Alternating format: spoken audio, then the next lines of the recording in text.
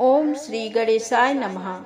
आप सभी का हमारे YouTube चैनल पर हार्दिक स्वागत है। आज बुधवार के दिन आइए सुने गणेश जी और लक्ष्मी माता की कथाएं। बहुत समय पहले की बात है।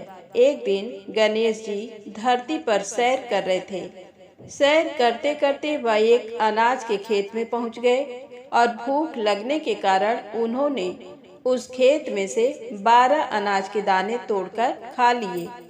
वह खेत सेठ धनी राम जी का था। कुछ समय बाद विनायक जी को अपने किए पर पछतावा होने लगा, क्योंकि उन्होंने सेठ जी को बिना पूछे ही उनके खेत से अनाज चुरा लिया था। फिर गणेश जी ने सोचा कि अपने किए बुरे कर्म का प्रायश्चित तो करना ही पड़ेगा। इसीलिए उन्होंने सेठ जी के यहाँ 12 साल के लिए नौकरी करने की ठान ली। उसके बाद अगली ही सुबह विनायक जी 13 से 14 साल के एक लड़के का रूप लेकर नौकरी मांगने के लिए धनी राम सेठ जी के घर पहुँचे और उन्होंने सेठ जी को अपना नाम गणेशा बताया। विनायक भगवान की बुद्धिमानी की परीक्षा लेने के बाद सेठ जी ने खुशी खुशी नौकरी भी दे दी। अब गणेश भगवान एक सामान्य मनुष्य के रूप में सेठ जी के ही घर पर रहने लगे। एक दिन सेठ जी की पत्नी शाम के समय घर का काम खत्म करने के बाद राख से हाथ धोने जा रही थी। ये देख गणेश जी ने सेठानी जी के हाथ पकड़कर जबरदस्ती मिट्टी से हाथ धुलवा दिए। गणेश की इस हरकत से सेठानी आग बबूला हो गई और उन्होंने सेठ जी के कमरे में जाकर गणेश जी की शिकायत कर दी। सेठानी से सब कुछ सुनने के बाद सेठ धनी राम ने गणेशा को बुलाया और इस हरकत का कारण पूछा। गणेश जी बोले कि सेठानी शाम के समय राख से हाथ धो रही थी और ऐसा करने से घर की लक्ष्मी नाराज होकर चली जाती हैं। इसीलिए मैंने उनके हाथ मिट्टी से धुलवाए। इससे घर पर माता लक्ष्मी की कृपा बनी रहती है। ये सब सुनकर सेठ जी ने सोचा, गणेशा की सोच तो बड़ी अच्छी है। उसी के कुछ दिन बाद कुंभ मेले का शुभ अवसर आया। सेठ जी ने गणेशा को बुलाया और कहा, सेठानी जी को कुंभ मेले में स्नान करा लाओ। अब सेठानी और गणेशा स्नान के लिए मेले में पहुँचे। वहां पहुंचने के बाद सेठानी नदी के किनारे बैठकर नहाने लगी। उन्हें ऐसा करते देख गणेशा दौड़ कर आए और सेठानी जी के दोनों हाथ पकड़कर उन्हें नदी के अंदर लेकर गए। उनसे पानी में डुबकी लगवाई और फिर किनारे पर ले आए। अब गणेशा की इस हरकत से तो सेठानी का गुस्सा 7वें आसमान पर पहुंच गया। सेठानी जी घर आते आते पूरे रास्ते गणेशा को ताने पर ताने मार रही थी, लेकिन गणेश भगवान सब कुछ शांति से सुन रहे थे। घर आते ही सेठानी ने सेठ जी के पास फिर से गणेशा की शिकायत कर दी। सेठ जी ने तुरंत ही गणेशा को बुलाया और पूछा, तुमने ऐसा क्यों किया? गणेश जी बोले, सेठ जी, सेठानी नदी के किनारे बैठकर गंदे पानी से नहा रही थी। मैंने इनको बीच नदी में ले जाकर साफ पानी में डुबकी लगवाई। ऐसा करने से उन्हें अगले जन्म में बहुत बड़ा राजपाट और वैभव मिलेगा। सेठ जी ने सोचा कि गणेशा के विचार कितने अच्छे हैं, मेरे परिवार का भला सोचता है। कुछ दिन बाद सेठ जी के घर पर पूजा थी। पंडित जी आने के बाद सेठ जी ने गणेशा से कहा, जाओ और सेठानी जी को बुला कर लाओ। सेठ जी के आज्ञानुसार गणेश जी सेठानी को बुलाने गए। उस वक्त सेठानी काली चुनरी ओढ़कर कमरे से बाहर आ रही थी। ये देखते ही विनायक जी ने वह काली चुनरी उतारकर फाड़ दी और कहा कि पूजा के लिए लाल रंग की चुनरी ओढ़कर आइए। अब सेठानी बहुत ज्यादा नाराज हो गई और गणेशा पर चिल्लाने लगी। वह आवाज सुनकर सेठ जी वहां पर भागते हुए आए और पूछा कि क्या हुआ। तब सेठानी बोली, गणेशा ने मेरी चुनरी फाड़ दी। फिर सेठ जी ने भी गणेशा को बहुत डांटा। जवाब में गणेश जी ने कहा कि सेठ जी पूजा में कभी काला वस्त्र नहीं पहनते। इससे शुभ काम सफल नहीं होते, इसीलिए मैंने ऐसा किया। सेठ जी ने सोचा कि गणेश है तो बहुत ही समझदार। इसी तरह लीला रचाते हुए उसी घर में गणेश जी के 12 साल बीत गए। फिर एक दिन सेठ जी ने नया कारोबार शुरू करने से पहले घर में पूजा रखी थी। पूजा करते करते उनको याद आया कि पूजा की सामग्री में गणेश भगवान की मूर्ति तो है ही नहीं। तब उन्होंने अपने नौकर गणेशा को पूजा घर से भगवान विनायक जी की मूर्ति लाने के लिए कहा। गणेशा बोला कि मुझे ही मूर्ति समझकर पूजा में विराजमान कर लो, आपके सारे शुभ काम सफल हो जाएंगे। ये बात सुनकर सेठ जी गुस्सा हो गए और बोले, गणेशा, तुम अभी तक सेठानी से मजाक करते थे, अब मुझसे भी करने लगे हो। उत्तर में गणेश जी ने मुस्कुराते हुए कहा, नहीं सेठ जी, मैं मजाक नहीं कर रहा, मैं सत्य वचन कह रहा हूँ। इतना कहने के बाद नौकर गणेश ने अपना असली भगवान स्वरूप धारण कर लिया। साक्षात गणेश भगवान को सामने देखते ही सेठ और सेठानी उनके चरणों में लीन हो गए और उन्होंने अपनी पूजा संपन्न कर ली। उसके पश्चात गणेश जी देखते ही देखते अंतर ध्यान हो गए। बाद में सेठ और सेठानी को बहुत पछतावा होने लगा कि स्वयं भगवान हमारे घर नौकरी कर रहे थे और हमने उनके साथ कितना बुरा व्यवहार किया, उनसे बहुत सारा काम कराया। ये सोच सोचकर दोनों दुखी होने लगे। फिर उसी रात सेठ और सेठानी के सपने में गणेश भगवान प्रकट हुए और उन्हें समझाया कि मैंने 12 साल पहले तुम्हारे खेत से 12 अनाज के दाने बिना पूछे तोड़ लिए थे और उसी कर्म का दोष दूर करने के लिए मैं 12 साल से तुम्हारे घर नौकरी कर रहा था। अगले ही दिन से सेठ जी पर गणेश भगवान की माया हो गई। उनका व्यापार दिन दोगुना और रात चौगुनी तरक्की करने लगा। धनी राम सेठ जी के जीवन की काया पलट हो गई। हे गणेश जी महाराज, जैसी माया आपने धनी राम सेठ जी पर की, वैसी ही माया इस कहानी को पढ़ने वाले और सुनने वाले हर एक व्यक्ति पर करना। कथा अधूरी हो तो इसे पूरी करना और अगर हमसे कोई गलती हो गई हो तो उसे क्षमा करना। प्रेम से बोलें, गणेश जी महाराज की जय हो। अब आइए सुने लक्ष्मी माता की कहानी। एक दिन लक्ष्मी जी की बड़ी बहन ज्येष्ठा ने उनसे कहा, बहुत दिनों से एक बात मेरे मस्तिष्क में कौंध रही है, सोचती हूँ कि तुमसे पूछूं या नहीं। ऐसी क्या बात है बहन, मन में जो कुछ भी है निसंकोच पूछो। वैसे भी कोई बात मन में न रखकर उसका समाधान कर लेना ही बुद्धिमानी है। लक्ष्मी जी ने मुस्कुरा कर कहा, मैं अक्सर यही सोचती रहती हूँ कि सुंदरता में हम दोनों बराबर हैं, फिर भी लोग तुम्हारा आदर करते हैं और मैं जहाँ भी जाती हूँ वहाँ उदासी छा जाती है। मुझे लोगों की घृणा और क्रोध का शिकार होना पड़ता है, जबकि हम दोनों सगी बहनें हैं। ऐसा क्यों? तब लक्ष्मी जी ने हंसकर कहा, सगी बहन या समान सुंदरता होने से ही आदर नहीं मिलता, उसके लिए अपने को भी कुछ करना चाहिए।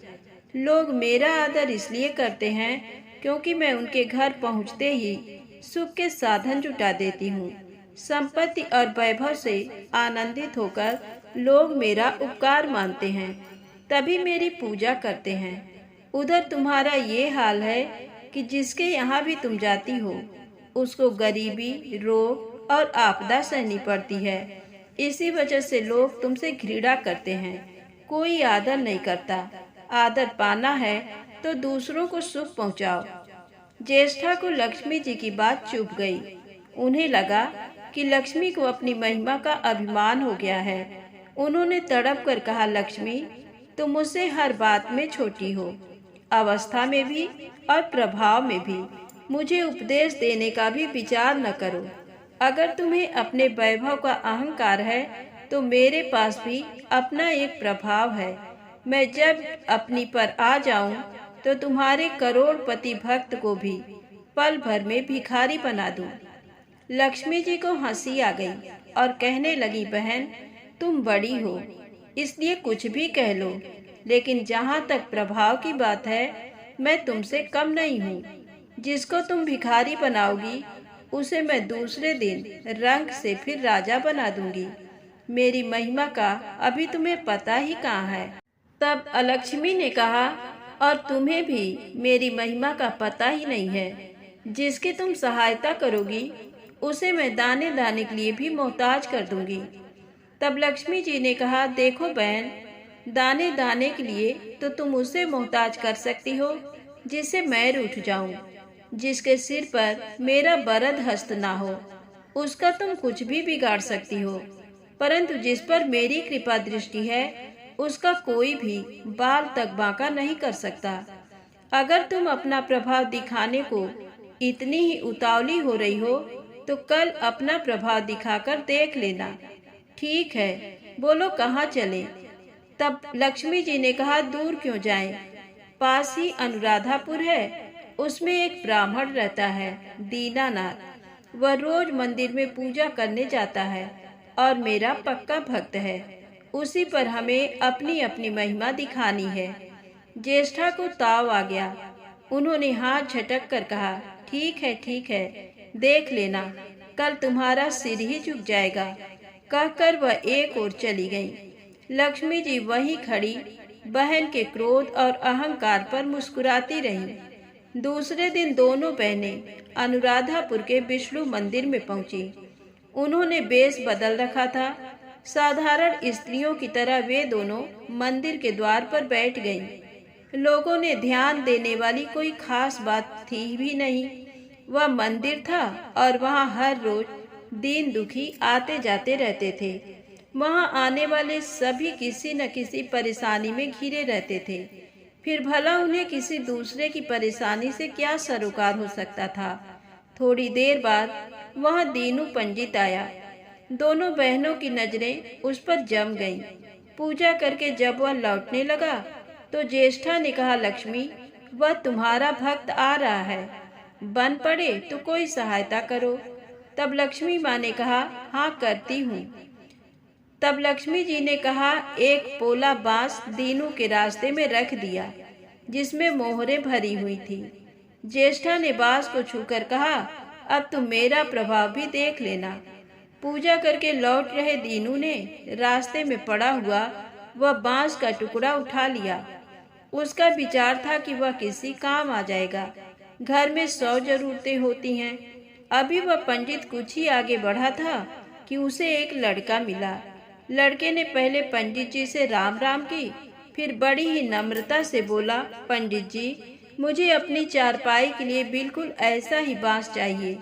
दादाजी ने ये कहकर भेजा है कि जाओ बाजार से ले आओ। ऐसा बांस पंडित जी कहाँ मिलेगा? दीनू ने कहा, मैंने मोल नहीं लिया, रास्ते में पड़ा था सो उठा लाया। लो, तुम्हें जरूरत है तो तुम ही रख लो, वैसे बाजार में 1 रुपए से कम का नहीं है। लड़के ने चवन्नी देते हुए कहा, मगर मेरे पास तो ये चवन्नी ही है। पंडित जी, अभी तो आप इसे ही रखिए, बाकी 12 आने शाम को दे जाऊंगा। पंडित जी खुश थे कि बिना किसी हील हुज्जत के रुपया कमा लिया। दीनू पंडित ने चवन्नी लेकर बांस लड़के को दिया और वह चवन्नी अपनी डोलची में रख दी। मंदिर के पास खड़ी दोनों देवियां ये सारी लीला देख रही थीं। ज्येष्ठा ने कहा, लक्ष्मी, देखा तुमने, तुम्हारी इतनी सारी मोहरें मात्र एक चवन्नी में बिक गई। और अभी क्या, ये चवन्नी भी तुम्हारे भक्त के पास नहीं रुकेगी। चलो उसके पीछे चलते हैं और देखते हैं कि क्या होता है। दोनों बहनें दीनू के पीछे पीछे चलने लगी। एक तालाब के पास दीनू ने डोलची रख दी और कमल के फूल तोड़ने लगा। उसी बीच एक चरवाहे का लड़का आया और डोलची में रखी हुई चवन्नी लेकर भाग गया। दीनू को पता ही नहीं चला। फूल तोड़कर वह अपने घर चलने लगा। इतने में वही लड़का आता हुआ दिखाई दिया जिसने चवन्नी देकर उससे बांस ले लिया था। करीब आकर वह बोला, पंडित जी, ये बांस तो बहुत वजनी है। दादाजी ने कहा है कि कोई हल्का बांस चाहिए, इसकी चारपाई ठीक न होगी। ये लीजिए, आप अपना बांस वापस ले लीजिए। कहकर उसने बांस पंडित जी के हवाले कर दिया। दीनू ने बांस ले लिया, लेकिन चवन्नी तो डोलची में थी ही नहीं। तब उसने कहा, बेटा चवन्नी तो कहीं गिर गई, तुम मेरे साथ घर चलो, वहाँ दूसरी दे दूंगा। इस समय मेरे पास एक भी पैसा नहीं है। तब आप जाइए, मैं शाम को आकर घर से ले लूंगा। ये कहकर लड़का अपनी राह लौट गया। बांस फिर से पंडित जी के ही पास आ गया और लक्ष्मी जी हौले से मुस्कुराईं। उनको इस प्रकार मुस्कुराते देखकर ज्येष्ठा मन ही मन में जल उठी। वह बोली, अभी तो खेल शुरू ही हुआ है, देखती चलो कि मैं इसे कैसे तिगनी का नाच नचाती हूँ। दीनू बेचारा इन सब बातों से बेखबर अपनी ही धुन में आगे बढ़ा चला जा रहा था। उसे क्या पता था कि वह शतरंज का मोहरा बना हुआ है। वह तो धूप छांव की भांति दोनों बहनों का प्रभाव सहता चुपचाप चला जा रहा था। आगे चलकर गांव का एक अहीर मिला। उसने दीनू को चवन्नी वापस करते हुए बताया, पंडित जी, मेरा लड़का आपकी डोलची से ये चवन्नी उठा लाया था। वह बड़ा ही शैतान है। मैं आपकी वही चवन्नी लौटाने आया हूँ। हो सके तो उस शैतान को माफ कर दीजिएगा। दीनू ने आशीर्वाद देकर चवन्नी ले ली और प्रसन्न मन से उस लड़के को पुकारने लगा, जो शाम को घर आकर चवन्नी लेने की बात कहकर लौटा जा रहा था। आवाज सुनकर लड़का लौट आया। अपनी चवन्नी वापस पाकर वह भी प्रसन्न हो गया। दीनू पंडित निश्चिंत मन से घर की ओर बढ़ने लगा।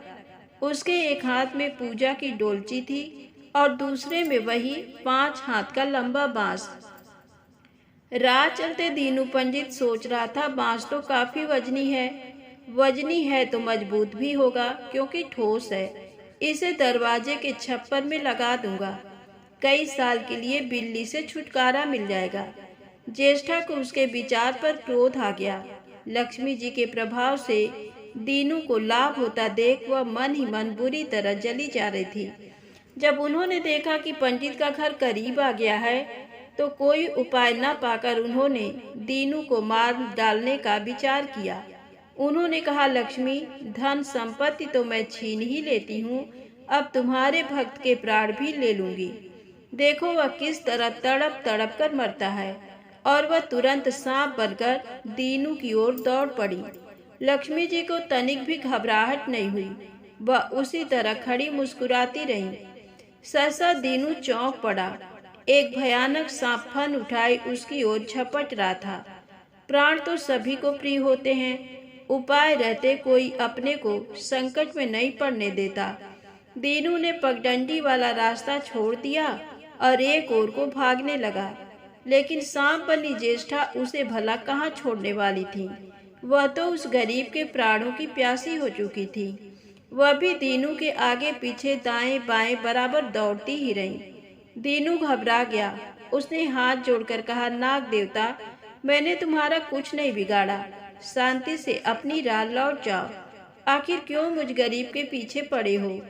व्यर्थ में किसी ब्राह्मण को सताना अच्छी बात नहीं है। लेकिन वह नाग तो ज्येष्ठा का रूप था, जो दीनू को किसी भी तरह डसना चाहता था। प्रार्थना पर कुछ भी ध्यान न देकर वह सांप एक बारगी फुफकारता हुआ झपट पड़ा।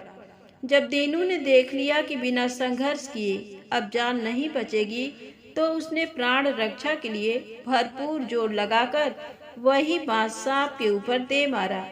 धरती से टकराते ही बांस के 2 टुकड़े हो गए और उसके भीतर भरी हुई मोहरें खन खनाकर बिखर गईं, जैसे लक्ष्मी हंस रही हो। दीनू के मुंह से हैरतपूर्ण चीख सी निकल गई। अरे! थोड़ी देर के लिए वह ठगा सा खड़ा आंखें फाड़े उन मोहरों की ओर देखता रहा। एक पल के लिए तो वह सांप को भूल ही गया, परंतु फिर जैसे उसे झटका सा लगा। सांप का ध्यान आते ही उसने उसकी ओर गर्दन घुमाई तो देखा कि बांस की चोट से सांप की कमर टूट गई है और वह लुहान अवस्था में झाड़ी की ओर भागा जा रहा है। दूसरे क्षण वह मोहरों पर लौट गया और कहने लगा, तेरी जय हो लक्ष्मी माता, जीवन भर का दारिद्र्य आज दूर हो गया। तेरी महिमा कौन जान सकता है। चलो अब घर बैठकर तुम्हारी पूजा आरती करूंगा और फिर जल्दी जल्दी उसने सारी मोहरें अंगोछे में बांध दी और लंबे लंबे कदमों से घर की ओर चल दिया। पीछे एक पेड़ की छाया में खड़ी लक्ष्मी अपनी बहन ज्येष्ठा से मुस्कुराकर पूछ रही थी, कहो बहन, सच बताना, बड़प्पन की था मिली कि अभी नहीं?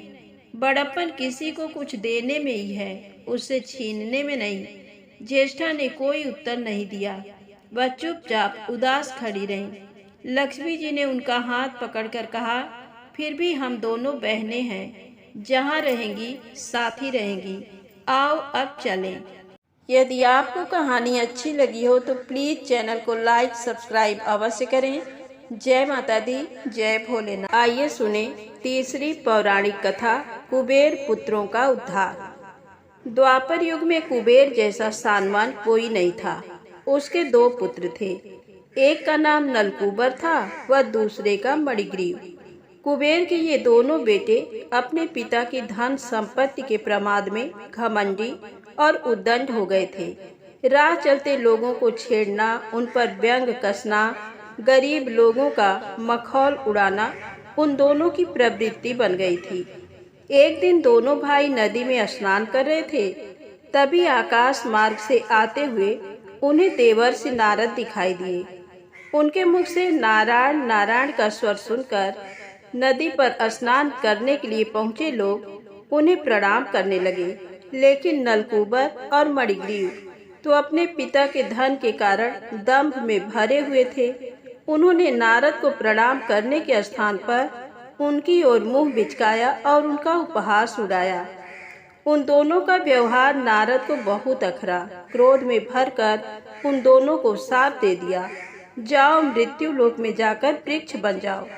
शाप बस उसी समय दोनों मृत्यु लोक में गोकुल में नंद बाबा के द्वार पर पेड़ बनकर खड़े हो गए।